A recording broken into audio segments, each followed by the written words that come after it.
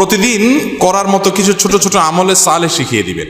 প্রতিদিন করার মতো প্রথম আমলে সালে হলো 5 ওয়াক্ত নামাজ সময় মতো ধীরে ধীরে আদায় করবেন। এর চাইতে বড় কোনো আমলে চলে না। এই একটা যদি করেন আর ছোটখাটো কোনো আমল নাও করতে পারেন, বড় গুনাহ থেকে বেঁচে থাকেন, ইনশাআল্লাহ নাজাতের পথ অর্ধেক সুগম হয়ে যাবে।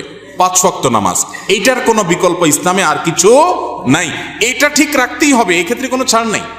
দাঁড়ায় না হলে বসে শুয়ে যেভাবে পারেন পড়তেই হবে, কোনো ছাড় নাই। অতএব 1 নম্বর আমল হলো 5 ওয়াক্ত নামাজ পড়বেন। 2 নম্বর হলো সকল বড় বড় মোটা মোটা গুনাহগুলা থেকে বেঁচে থাকবেন। চোখের গুনাহ, হারাম জিনিস দেখা, হারাম জিনিস শোনা, গালমন্দ করা, মানুষের হক মারা, হারাম খাওয়া, এই বড় বড় গুনাহগুলো থেকে বেঁচে থাকবেন। নাম্বার 3, নবী করিম সাল্লাল্লাহু আলাইহি ওয়াসাল্লাম প্রতি বেশি বেশি দুরূদ পাঠ করবেন। আল্লাহুম্মা সাল্লি আলা মুহাম্মদ ওয়া আলা আলি মুহাম্মদ, শুধু সাল্লাল্লাহু আলাইহি ওয়াসাল্লাম, দুরূদ ইব্রাহিম যত বেশি পারেন দিনে 10 বার 20 বার পাঠ করবেন। নাম্বার 4, ইস্তিগফার বেশি বেশি করবেন। আস্তাগফিরুল্লাহ ওয়া আতুবু ইলাইহি, আস্তাগফিরুল্লাহ ওয়া আতুবু ইলাইহি, আস্তাগফিরুল্লাহ আল্লাযী লা ইলাহা ইল্লা হুয়াল হাইয়ুল কাইয়্যুম, এরকম ইস্তিগফার করবেন। নাম্বার 5, যেই কোনো কাজ করবেন, এই কাজগুলোর পাশাপাশি কোরআনে কারীমের তেলাওয়াত প্রতিদিন একটু একটু করে করবেন। বিশেষ করে সূরা ইখলাস, কুল হুয়াল্লাহ সূরা একবার পড়লে 3 ভাগের কোরআন 3 ভাগের 1 ভাগ পড়ার সমান সওয়াব হয়। অতএব আপনি চাইলে কয়েক মিনিটের ভিতরে পুরো 1 খতম কোরআনের সওয়াব পেতে পারেন। বিশেষ সূরা ইখলাস পাঠ করবেন। 6 নম্বর হলো যত জিকির আছে কোরআন হাদিসে বর্ণিত, এই জিকিরগুলো বেশি বেশি করে পাঠ করবেন। যেমন সুবহানাল্লাহ ওয়া বিহামদিহি সুবহানাল্লাহিল আযীম, তারপর লা হাওলা ওয়ালা কুওয়াতা ইল্লা বিল্লাহ, এটাকে জান্নাতের ভান্ডার বলা হয়েছে। তারপর আপনার দুরূদ ইব্রাহিমের পাশাপাশি অন্যান্য সাধারণ দুরূদ তো পড়বেনই।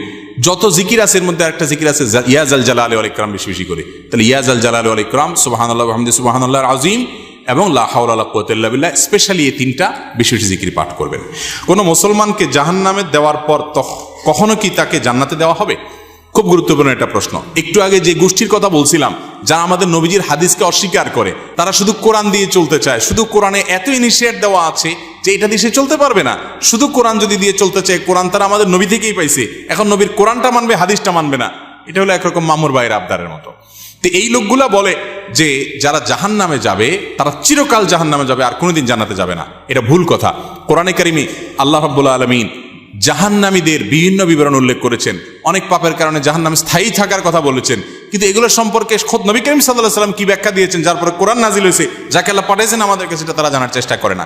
বুখারী সহ বিভিন্ন হাদিসের কিতাবে বর্ণিত হয়েছে সন্দেহাতীতভাবে যে নবী করিম সাল্লাল্লাহু আলাইহি ওয়াসাল্লাম জাহান্নাম থেকে সর্বশেষ উদ্ধার হওয়া ব্যক্তি কিভাবে উদ্ধার করা হবে সে বিবরণ দিয়েছেন। যে তাকে জাহান্নাম থেকে উঠানো হবে, জান্নাতের কাছে আনা হবে, সে চাইবে আমাকে কাছে নিলেই হবে, ভিতরে নেওয়া লাগবে না, এবারে সে ভিতরে যেতে চায়, বিস্তারিত বিবরণ আছে। এখান থেকে বোঝা যায় যার অন্তরে ঈমান আছে সে যত অপরাধী করুক শাস্তি হবে হয়তোবা, কিন্তু একটা সময় তার অপরাধের শাস্তি মেয়াদ শেষ হলে আল্লাহ তাআলা তাকে জান্নাতে আনবেন ইনশাআল্লাহ। এই চিন্তা করে এবার তাহলে নিশ্চিন্তে পাপ করতে পারেন, যেহেতু জান্নাতে আসবেনই একবার, আর টেনশন কি। কিন্তু জাহান্নামে পড়ার পরে আল্লাহ তাআলা আমাদেরকে হেফাজত রাখুন। কেউ যদি বেদাতকে সুন্নত মনে করে বা বলে, তার কি ঈমান থাকবে? বেদাতকে সুন্নত বললেই বেঈমান হয়ে যাবে না, এত সহজ ক্যালকুলেশন করা যাবে না। একটা আমলকে একজন বেদাত বলছে, আরেকজন বলছে না এটা, আপনি বলছেন বেদাত, আমি বলছি না বা দাঁত, এটা দাঁত আছে। কেউ দাঁত পাইছে, কেউ দাঁত পায় নাই, অর্থাৎ কেউ সুন্নত মনে করতেছে, কেউ বেদাত পাইছে।